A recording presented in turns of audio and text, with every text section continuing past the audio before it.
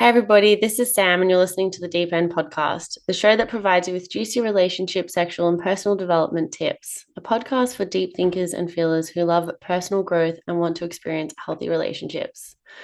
Today, I have a guest who I'm slightly fangirling over because I really value and admire this person's content and values that he puts out into the world. And this person's name is Stefanos Sifandos. Is that how I've pronounced it correctly? Yeah, that's it. Yeah. So Stefanos is a trained educator and relationships expert with a background in behavioral science. He is passionate about leading people to closer to their highest potential and to each other. So you've worked with thousands of men and women from all walks of life, and I am just in absolute awe by the work that you're bringing into the world. And one of the videos that really stands out for me is this one video that you did with Samson, and you were doing like a men's work thing. And that just, I was like, I need this guy on my podcast. So thank you so much for joining me. Yeah, I'm happy to be here. Thank you. Yeah. So yeah, I'd love to hear about like what got you into this space of relationship coaching. Oh, so many different things. Ultimately, this desire and this yearning to connect deeper to intimacy, to being seen, to seeing others, to really filling a void that there was an emptiness within me growing up, and that void was just not being understood, not being feeling, not being loved. Although I had love, but then I also had a lot of violence and the antithesis of care and stability and safety, and so it was very confusing. And so I just was fascinated from a very young age around social behavior, social dynamics, people interacting, relationships, love, connection, human evolution, human growth. How do we grow together as a species? I'd watch a lot of documentaries and nature documentaries and futuristic movies and so forth growing up. And it was one of my coping strategies that helped me escape from the day-to-day chaos that I was experiencing. And so watching those documentaries and watching those movies got me really thinking and feeling into what does a better world look like. And I was asking that meta question outside of myself, but really I was asking it for me. And it was easier to focus. I felt hopeless at home. So it was easier for me to focus on people that were at a distance, whether it was children dying in poverty in foreign parts of the world to me, or whether it was wars that were happening. How could we change that, or forest degradation, or as I got older, big system thinking. It's like, well, why do we extract energy in this way, and why do we produce it in this way? It seems inefficient. Why do we distribute it in this way, and why do we utilize it in this way, and what cost does that come at? And all these, it was these macro and micro relationships, but particularly how do I create intimacy in my relationships? How do I share and go deeper in my relationships? And that was the journey, right? And fortunately or unfortunately, and I'll just use the term unfortunately, the way I attempted to delve into intimacy and delve into closeness, or my perception of closeness, was varied sexual variety and sexual intimacy. And I position myself as, the way that I go deep in life or go deep into intimacy is this experience, of this peak experience of orgasm, and that was enhanced by sexual variety and sexual diversity and sexual novelty. And so they sort of formed a compulsion and an addiction to that. And if I was in a relationship, or if I wasn't in a relationship, I was cheating, I was having sex wherever I could. And it was a facade for me, and it was me again. It was a coping strategy to deal with the repressed pain and the fears and the trauma that I hadn't dealt with. And as I moved out of that, and that became unraveled for me, and many years ago I made a decision, it was forced upon me. I didn't have the courage to actually proactively, I should say, make the decision for myself. It was thrust upon me when I was in a relationship and she found out that I was cheating. That became unraveled, and I didn't have to, but for some reason, for many reasons, I just chose to look at myself, and I didn't like what I saw. I didn't like who I was being, and I knew that wasn't me. And there sort of really started my journey into deepening of myself, and I knew many changes had to be made. And I'd always, when I say always, from a very young age, from the age of 18, had been in the personal transformation space. You Mm. know, when I began in sort of my humble beginnings of, I was studying psychology at university in my early 20s, but before that I'd done courses in hypnosis and early stage counseling and NLP and all of that, and I was seeing clients, right? But again, an attempt to heal or help someone heal, and really in my mind, in my egoic mind, it was I can heal them, was really just, firstly, that's not Mhm. sustainable and not real. Yeah. But secondly, it was really an attempt to heal myself, but I couldn't touch those parts because they were so tender. And ultimately, I had to get into that in very safe space. I had to get into myself and into those parts that were very tender, to close those trauma loops, to really begin to heal and expand into that version of myself that I knew existed. And then when that really began to unravel, I was able to be very clear on my dharma and very clear on my purpose and my mission and very clear on my service and the integrity by which I was doing that, because I was in integrity with myself. Mhm. Yeah. Wow. What a life story. And there's parts of your story that I like resonate with and that can almost relate with. It's like that wounded healer experience, you know, we journey into the depths of these parts of ourselves and we learn through others. That's what my experience has been like anyway. And so that's huge to take that responsibility as well. And I'm curious about like what shifted in the quality of your relationships and the quality of people you attracted when you did take this responsibility. Well, what shifted was many old friendships that were very safe for me, but that weren't conducive to the person I was becoming, dissolved.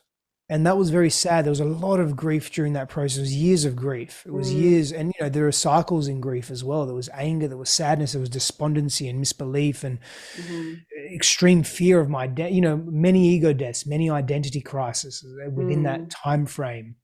You know, many suicidal thoughts, and just I plummeted into great depth and darkness. And my friendships and my relationships began to shift as I pulled myself through that. And there were some that really stuck with me and stuck through me and saw me for who I was without shaming me and without judgment and with deep mm, compassion. That was very healing for me. You know, we heal in the presence of non-judgment, and we heal in the presence of compassion, because that becomes safety. mm. And that's where our nervous systems feel safe enough to go beyond what they've restricted themselves through and by.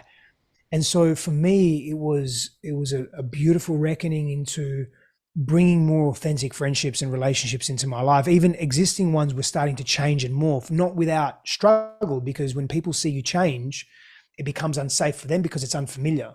And Mhm. we don't know how to be with what's unfamiliar. We get threatened. We feel threatened because we think that they may leave us, or we may be rejected, or the things that we bond over we cannot bond over anymore. So then we're losing a staple figure in our lives, you know, a waypoint on our map of existence. And so there was struggles around that, and reconciliations around that as well. But again, like, the new friendships and relationships I would attract into my life were more truthful, were more direct, were clearer and more open. They weren't dishonest, and we were able to go deeper quicker, and also there was greater reverence and respect for one's truth. There was more compassion. So for example, if I was to meet a woman and she expressed a need and a desire, instead of taking it personally or thinking there's something wrong with me, Mm, I would listen more. I would be more attuned to that. And she would feel that sense of, oh, this man is really listening to me. So she would relax her defenses. And so our mhm, conversations were more profound. And we were able to explore conversations that we just wouldn't be able to in the past. And that's, you know, in part, my now wife, is how we explored. We spent mm, months just exploring conversations, but very authentic conversations. Um, and very, I guess some of those conversations were very activating and triggering and very intense. But we're able to hold that because of the inner work that we had done and the commitment that we had to ourselves as individuals. yeah, yeah, yeah. Wow. It's so beautiful to hear your journey. And as you were speaking, I was like thinking about the awareness piece that comes with this journey and this path. You know, back then when you were behaving the way you were not aware to the things that you probably be aware of now. And so my curiosity is around like, why did you cheat then? And what, like, is that desire still there? The desire to cheat is definitely not there. Yeah. And why I was cheating was very, connected to what I explained earlier around it was a compensation. So Mm, it was less about cheating and more about sex. And yeah. so and more about the excitement, the novelty, the variety, the peak Yeah. experience, because I was hiding in that pleasure, in that peak pleasure. Because what happened, so simply put, the greater the pain, the greater the pleasure we require to avoid, suppress, or repress that pain. And so Mm, all the pain that I had, all the unaddressed trauma, I was just trying to stuff it down.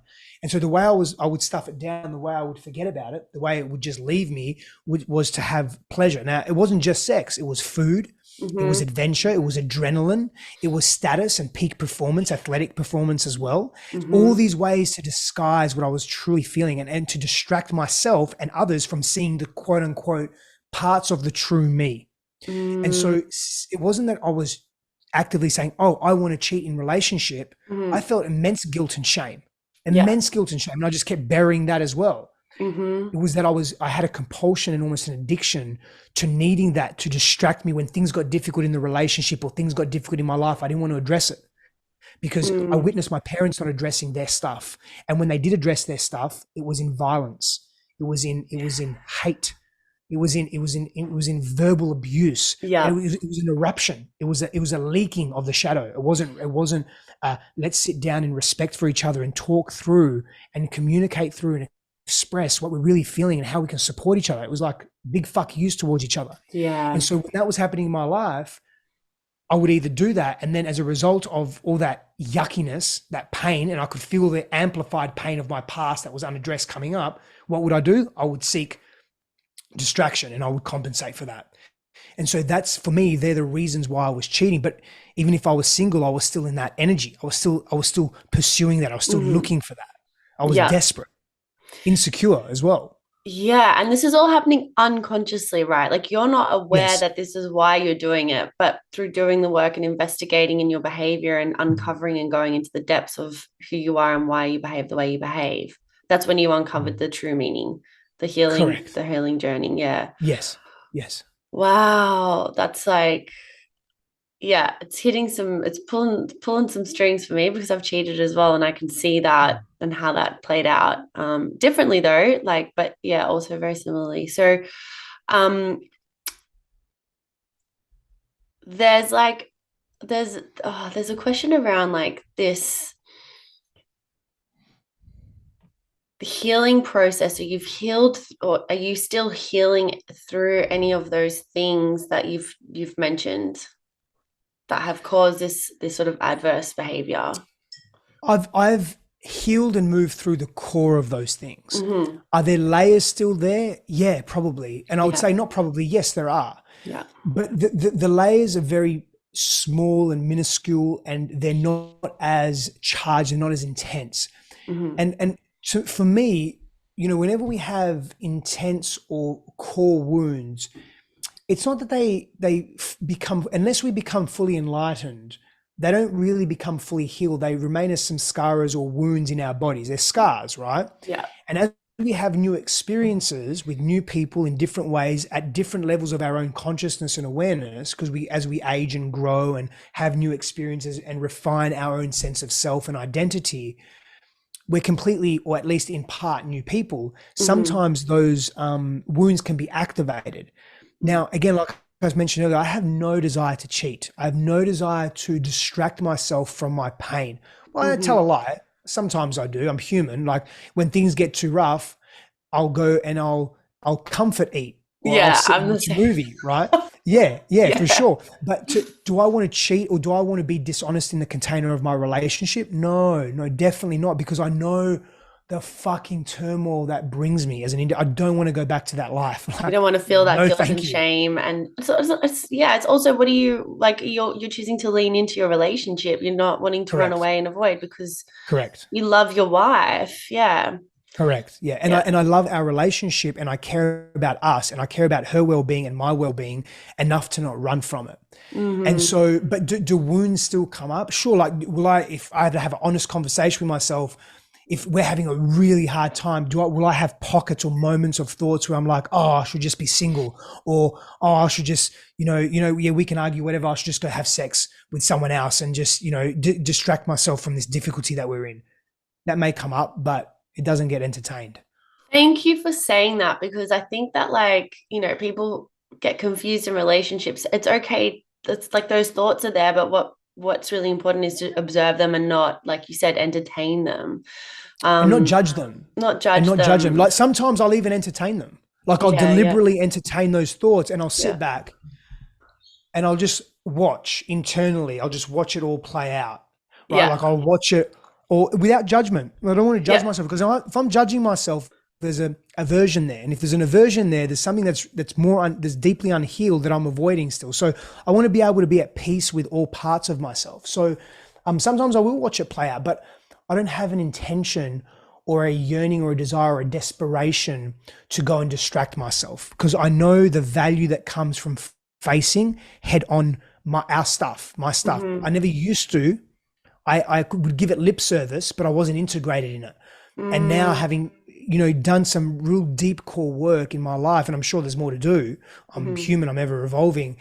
I know the value of facing that, and facing that with support, not by oneself, but also in solitude during certain parts of that, but also being very clear with the people that are involved. And there's great power in that, and freedom.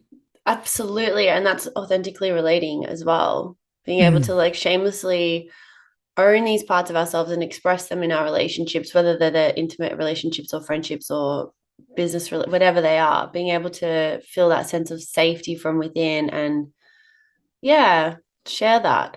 Um, I really want to talk about this video that I saw with you and Samson. You were in a room, there was a bunch of men. I think it was a men's retreat or something. And I watched it. Actually, I watched it a few times. I can't remember which time I watched it, but at one point I had tears in my eyes. At other points I had full body chills, just feeling and tuning into the energy of the room. Like, do you know which video I'm talking about?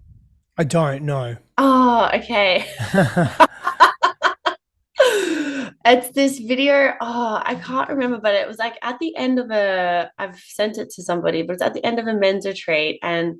anyway, I just really value that you are doing work with men. And I'm really curious about what that looks like, and yeah, what sort of who is that work for, It's and a good why do question. you do it? Yeah, yeah, yeah. Yeah, well, I don't know if you know the answer to that, but it's not just for men, right? That work is for all of us. It's for our communities. It's for Mother Earth. It's for Yeah. Father Earth. It's for our children. It's for past relationships. It's for future relationships. It's for the women in our lives. Mm-hmm. It's for our families. It's for our sense of brokenness. It's for our traumas. It's for our possibilities. It's for all of us, right? That men's work isn't just like women's work isn't just for women. It's for all of us, Love because that. we coexist, right? Yeah. We exist together, and what we've spent too much time doing is demonizing our differences as individuals, as humans, Yeah. as biological genders, and not focusing on the similarities that we have, and actually celebrating our fucking differences. A hundred And that's percent. okay. Yeah. Culturally and biologically. Right. And Yeah. socially. Mm-hmm. And so that men's work is a coming together in greater harmony, and, freeing self from the bondage of one's past, of one's unsettled past. And so that's why I do the work, and that's who it's for. I do it because I'm also learning and growing in the process. We teach what we need to learn the most. Mm, I'm healing parts of my relationship to my mother, to my father, to my past selves, all the mm, versions of me in the past, to my past relationships and women in my life. I'm healing the relationship to me being a father in deeper ways, or expanding that relationship, I should say, through connecting with men that are fathers that have been in that journey longer than I, that have wisdom to share. So there's so many reasons why I lean deeply into men's work, and even more recently, well, not more recently, I've been doing this for years, but this particular service is something that I do every month here in Austin, but it's also live streamed virtually, so you can join from anywhere in the world. But it's breath work for the feminine, for the same reasons. It's a 3-hour immersive.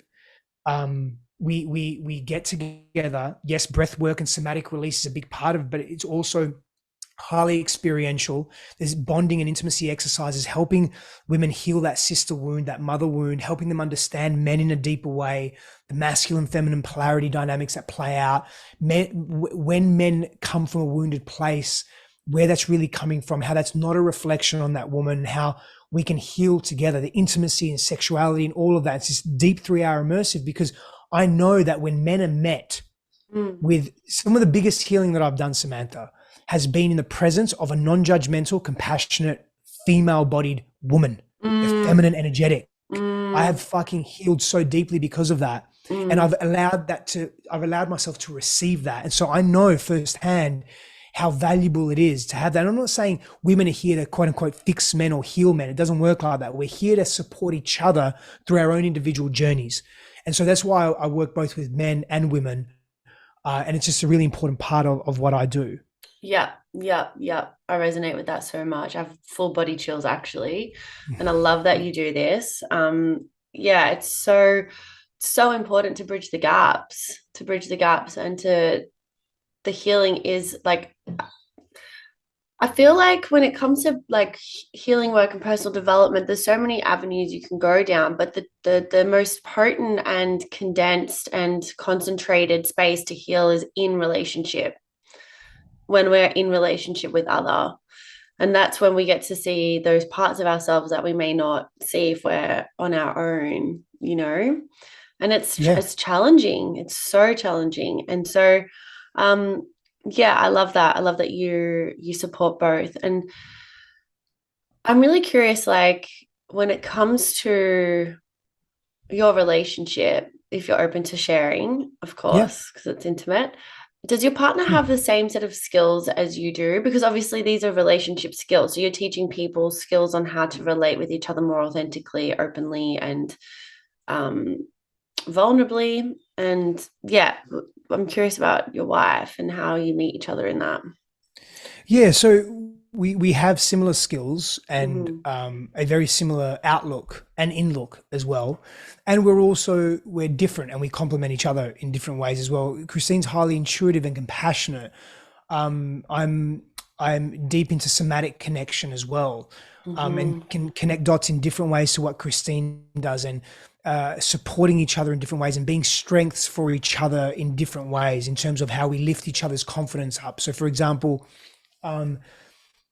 sometimes if Christine's going through something somatically, I have a greater aptitude in that, right, in the body. And so I can support her through that and give her confidence and reassure her. And, whether it's through verbal reassurance or just her feeling my physical presence or whatever it may be. And then there's certain areas where I may be stuck intellectually and I'm trying to think my way through something, but I'm thinking too hard. And she's able to cut through that and hold that space and see me in non-judgmental ways if I'm stuck, that release me from being stuck and allow me to see a broader and deeper view of what I'm facing, right? She'll face towards that with me so I don't feel alone as well. And so there's just different ways that we complement each other, but we have similar skill sets, I guess, and a similar outlook and in-look on relationships and intimacy. Yes. Yeah, that's awesome. And that's incredible. And so when you're working with people, like, what are some of the challenges that you commonly see in relationships? Many. So Loaded question. Communication breakdown, people living from their old wounded selves. And so they're reactive. So people are very defensive, and then they'll defend in various ways. They can defend through attacking, they can defend through retreating, they can defend through violence or through sarcasm or through put downs, through humiliating the partner to elevate themselves. So, coming from our wounded self and then living in reactive communication is a big one. Sexual incompatibility and an inability to work through that because of shame. um, uh, a misprioritization of each other and the us and the we in relationship. So one partner prioritizes the relationship more than the other does, and they don't know how to have, again, healthy conversations and seek support around what does the relationship look like and feel like for each individual, right? And then where are they going as a couple? So that leads me into misaligned values. So I'll give you an example of this. I have a friend who, he has very openly said, as has his partner, she has also shared this is the most authentic, open, loving, deepest relationship that they've both ever been in. And he eats meat and she's a vegan. And she doesn't shame him and judge him, but she has openly said that she can't live with him because he's a meat eater. And they've been together for a while, by the way, and that it's very difficult to see a future together. So they're just very deep in their values. Yeah. And that's a non-negotiable for her. So it's not a judgment thing, but that's tough, right? That's tough. So when you have values that are competing or they're not aligned, like your top two values aren't really in alignment. Yeah. That's tough. That's So really, tough. really tough. Yeah. I just had to, well, I didn't have to, but a relationship I was just in ended because of that. Our values didn't align. There's top two values, or several values actually. And when you have that deep connection with somebody and you love them and you can, like you explained, like there's no judgment. There is a reverence and an acceptance of who and what they are. Like it can become really challenging for me. It was anyway, of like, wow, I've been met emotionally, intellectually, and having this really deep connection with this person. And how am I losing myself in this relationship? How am I negotiating with my own values, and like It's a really compromising good one question to value ask. for another? Yeah. Yep. Yeah. It's a really mature question to ask. Where am I contorting myself? Where am I not seeing myself? Where am I not loving myself? Where am I hurting myself in this relationship? Where am I not speaking my truth? Where am I not using Yeah. my voice? And why? Like, what's stopping me from doing that? Why am I minimizing myself and maximizing someone else and not being authentic in the relationship, which is going to, mirror back to you inauthentic parts of your partner as well, which, you're both then living in and from shadow. Absolutely. Yeah. And it's actually quite like overwhelming to recognize that and acknowledge that. And 6 months isn't a long time, but a lot of people do this for years in their relationships where they like just completely lose themselves. And yeah, it's the coming back home can be just overwhelming, but also so liberating at the same time. Yeah. So what ended up happening with this couple? Are they still together, or have they decided to part ways because of their core values? They're actually still together, Yeah. and they know that their relationship has an expiry date. And what I was speaking to my friend Mm, about more so was the fact that he's retracted in the relationship, because not because he feels judged, but because there's a fear there. And it's like, it's human, quote unquote, nature to not want to invest energy and time and everything else into, not want to invest depth into something that has an end, where he's more committed to, let's see where this goes. Let's explore the infinite nature of this relationship. And she's like, no, I can't. And so, there's a part of us that go, well, why are we together? And what can we learn from each other in the time that we are together, in the choice that we are making to be together? Because that's not a bad thing either. There can be some really deep growth and lessons that come, rich lessons that come from that, which are beautiful.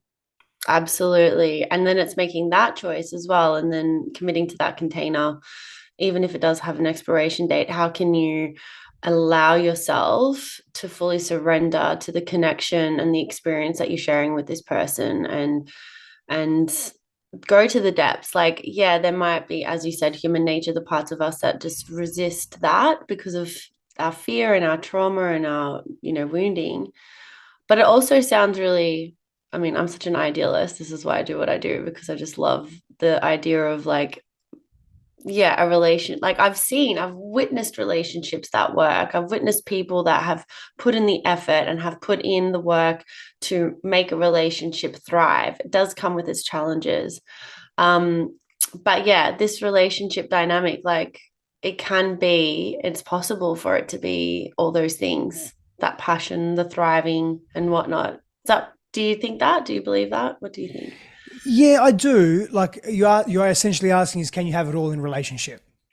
Yeah, can you? That's a Yeah. great Yes. question. Yeah, Yes, you can, and with effort with and work effort. and attention. Hmm. Yes. Hmm. Like, and maybe not. Maybe some people's paths doesn't require effort, but our human experience is that anything worth pursuing and anything worth being in revelation of requires effort. And that's okay. Hmm. Effort's not a bad thing. Effort's a really beautiful thing. It means that you're committed to, you're invested in, and you're passionate, you're connected, you're inspired by that thing. And so effort, orientation towards that thing is a really Hmm. beautiful, it's a beautiful practice, an Mm. endearing one.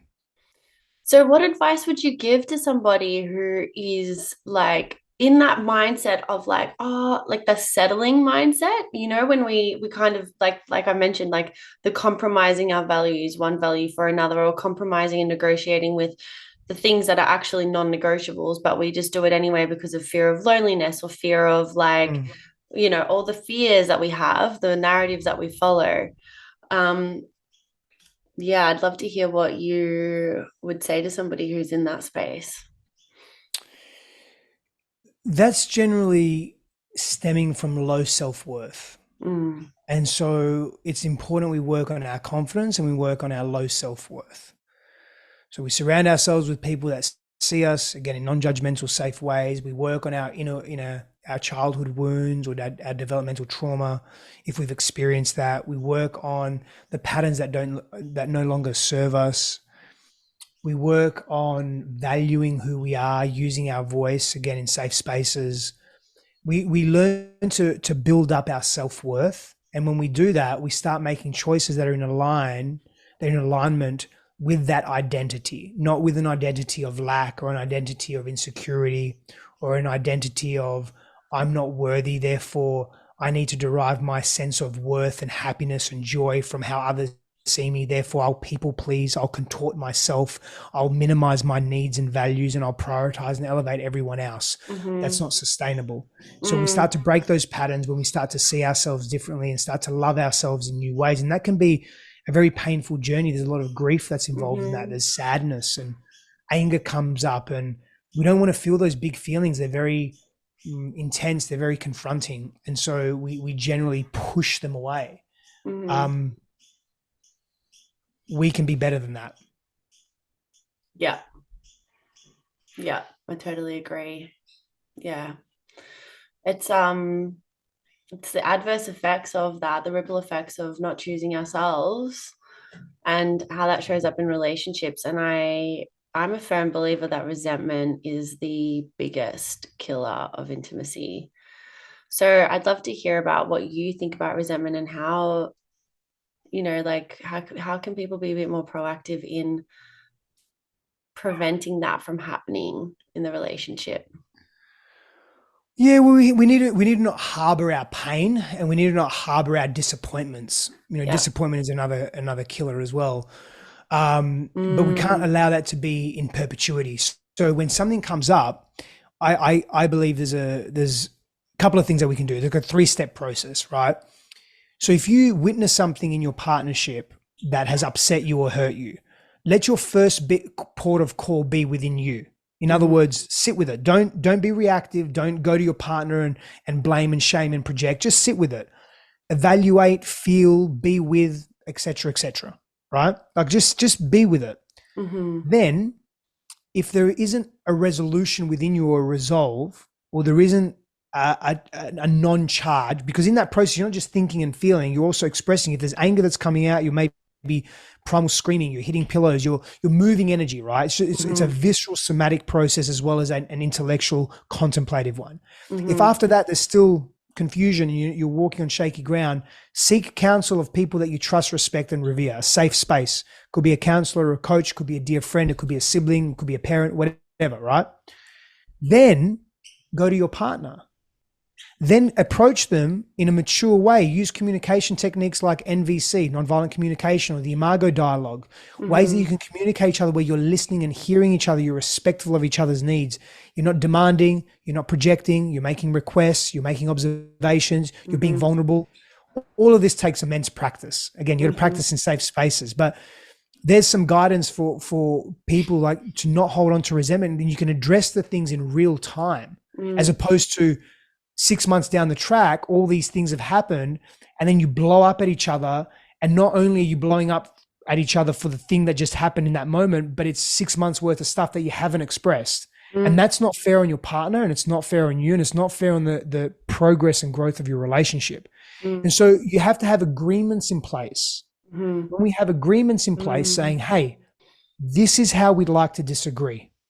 So for example, when something arises in the relationship, it really, and we need to talk about it, it's very difficult for me to be in an environment where we're screaming at each other, because that reminds me of my childhood, and I tend to just retract and cower and not be able to speak my truth. So my request is that we don't scream at each other. And if we do start to raise our voices, we have a symbol, a gesture, a safe word, just like in BDSM practice. We have a safe word that says we either have to chill out, go for a walk, read a book, come back, talk. You know, you have agreements in place with how you like to disagree, how you like to argue, how you like to communicate, how you like to express things that you're feeling, how you ask for permission.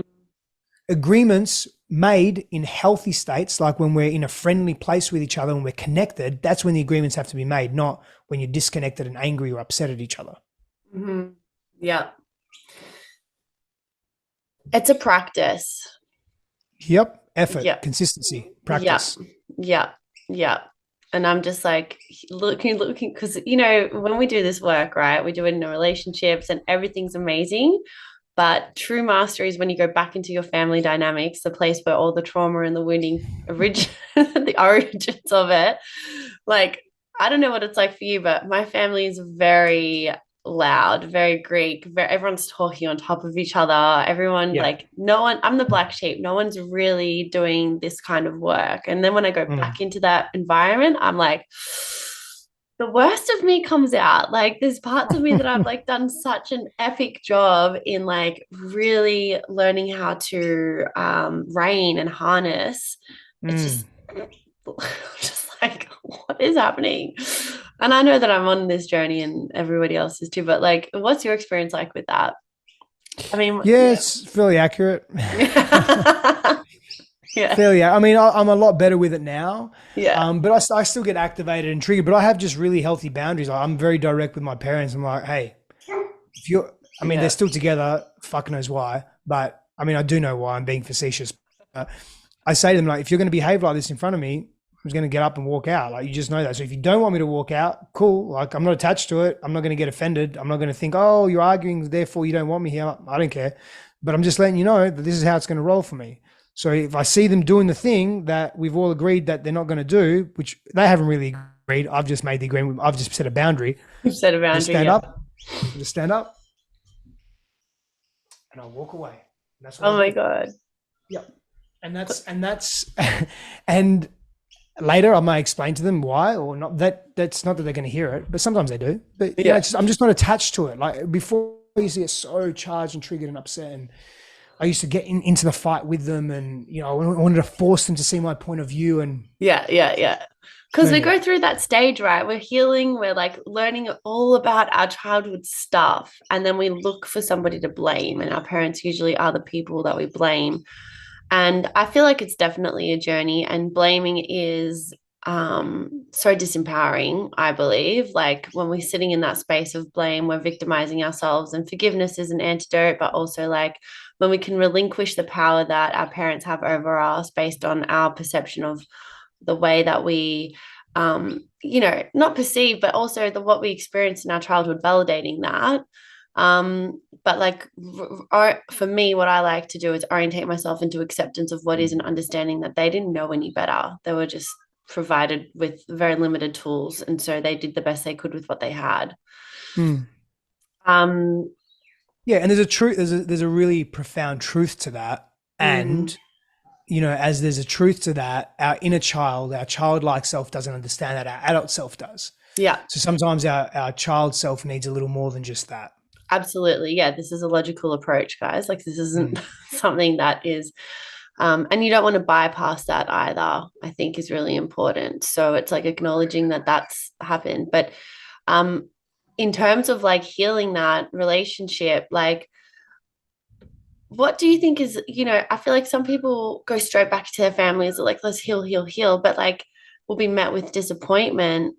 Mm. Like, what advice would you give to somebody who's going through this journey, has discovered all these things about their childhood, and may have this desire to go back to their parents and heal that, but then be met with rejection? Yeah, great question. It's a tough one. And so I was met very often. So I've been down this path where I'm on this healing journey. I have this revelation. I think I've healed this big, big thing with my dad. I bring it to, as an example, like my mum as well, but my dad, I bring it to him and crickets. He doesn't get it. He actually pushes it away. He's aberrant towards it.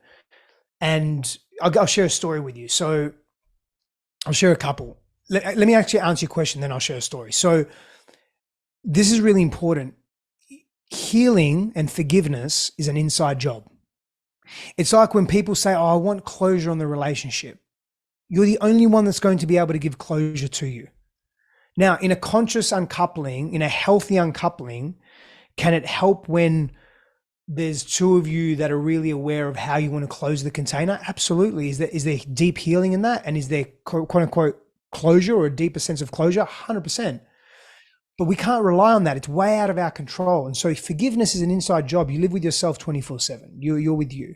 Okay. So in other words, before you go and bring anything to, and you dig up the past, because you've got to remember, you've been doing the work for X amount of months, X amount of years. You're aware of this stuff. You're actively working on it. It's like bringing a complex math equation to someone that has no idea what that is, but you've been working on it for 7 years and you get all the intricacies of it and you expect them to get it just like that.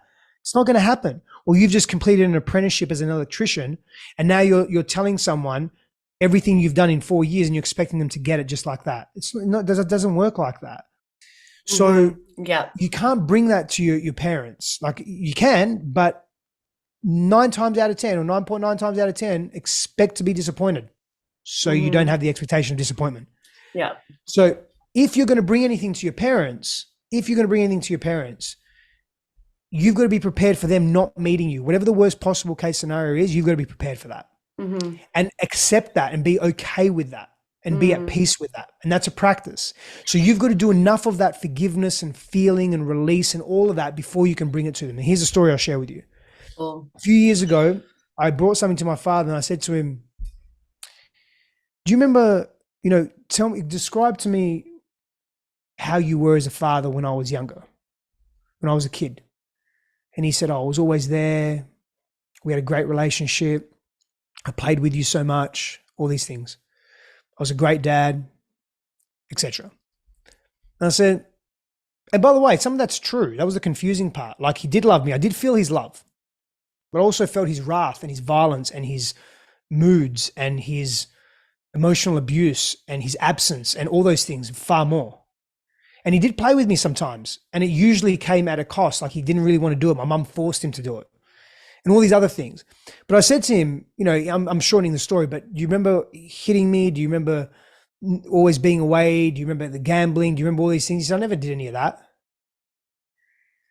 Now, if I wasn't in a place where I could fully receive him and just love him and accept him for who he was, I would have just spiraled down and it would have been a shit show. But instead I looked at him and I just said, oh yeah, I love you, Baba. I love you. I get it. Because I didn't have the expectation. I know he's not maliciously he's conveniently forgot because that's what we do. We don't want to remember that we were tyrannical or that we weren't healthy fathers or that a part of our identity wasn't in alignment with what society sees us like, as society would want to see us. And so, of course, he's going to forget. That coupled with, early onset of dementia and everything else that he's moving through physically, cancer and all that. You want to remember yourself as someone that was gracious, and all the virtues of what would be considered a noble man. Mhm. So it's convenient for him to be that, and I get that. Now, a few years earlier, I wouldn't have been able to get that, and I wouldn't have been able to say those things to him. And I'd done that so many times, and I got so frustrated and so angry and so sad and so much grief, but anger. I just went straight to anger. That was my go-to. That was my control way of controlling life. Mhm. And so my advice is don't really approach. I mean, there's richness and there's learning in it, but don't approach people for forgiveness until A, you're ready to fully receive everything that they're about to share with you, and B, until you've really forgiven them internally and you're good, you're done, Mm. and you don't need their validation. I really love that story. Thank you so much for sharing that. I have a raging question.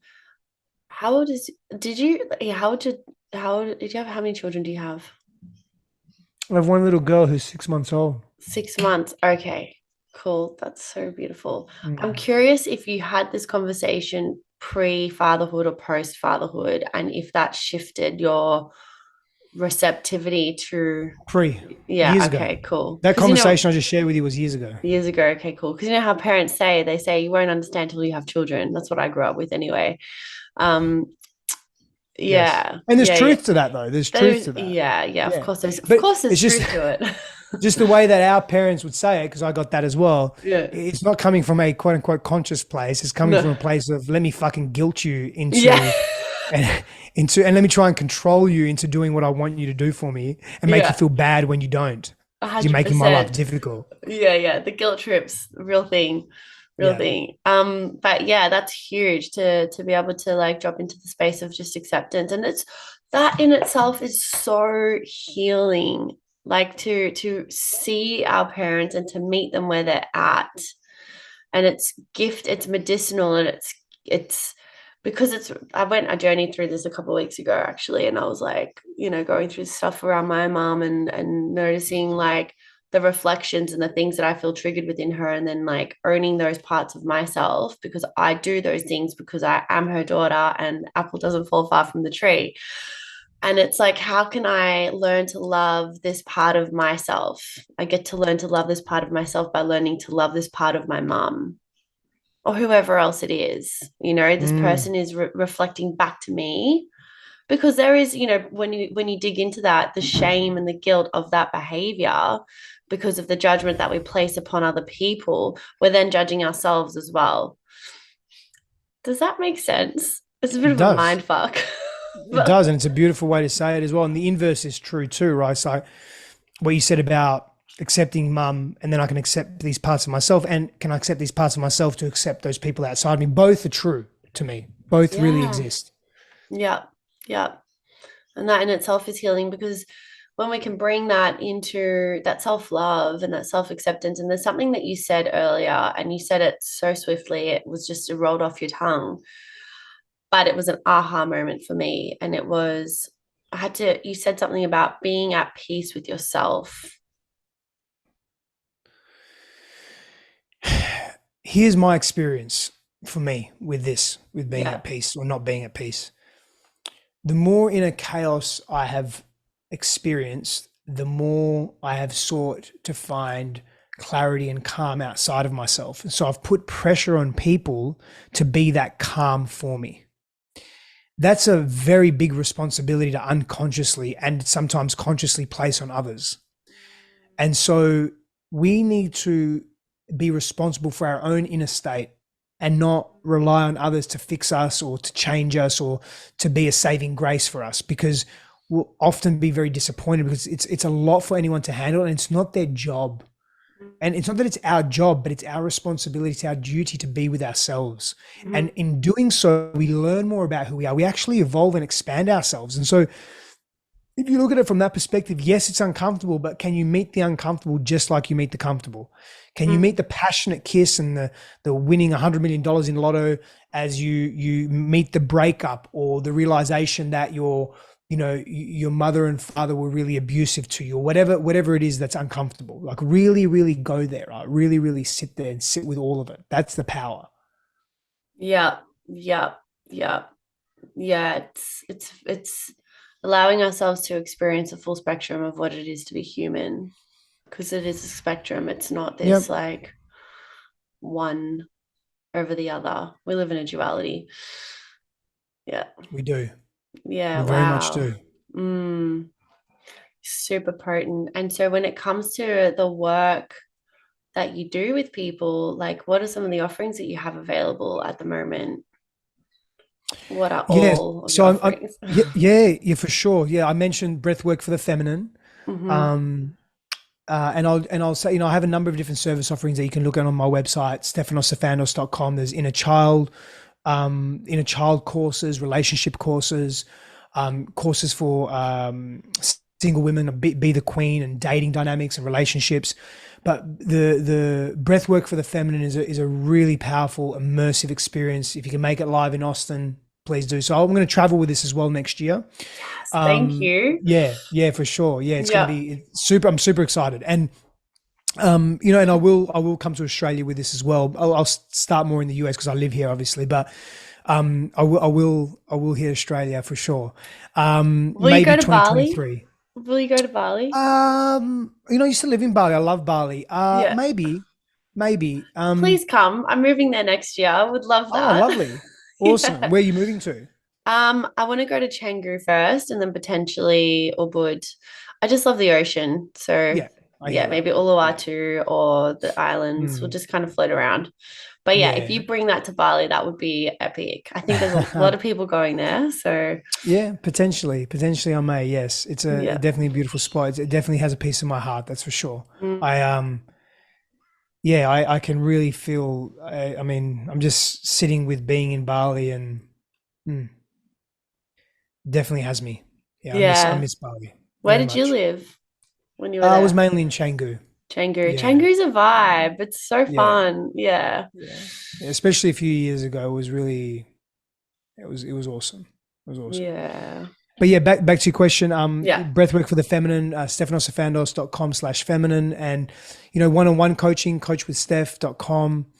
I do personal private coaching, and again, all other service offerings are on my website and my Instagram at Stefanos Sifandos. Amazing. Thank you so much. I'll definitely include all of that in the bio.